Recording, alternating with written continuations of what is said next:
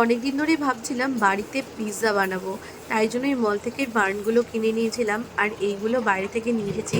এখানে নানান রকম সসেস রাখা রয়েছে, বাটার, চিজ, নানান রকম, যেগুলো যেগুলো অ্যাকচুয়ালি লাগে পিৎজাতে। শুধু অরিগানো আর চিলি ফ্লেক্সটা আমার কাছে ছিল না।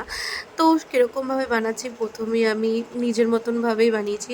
বানটা যেহেতু একটু মোটা ছিল, আমি দুটো পার্ট করে নিয়েছিলাম।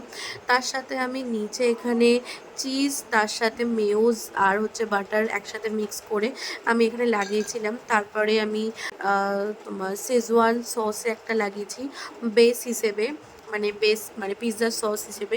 তো পুরোটাই নিজেরভাবে করেছিলাম। ফার্স্টে করেছিলাম হচ্ছে পনির দিয়ে, আর অনেক অনেক চিজ দিয়েছি। দেখতেই পাচ্ছ কতটা চিজ দিয়েছি। নানান রকম পছন্দের ভেজিস দিতে পারো। তো আমিও করেছিলাম এরকমভাবে, দেখতে কিন্তু জাস্ট অসাধারণ হয়েছিল।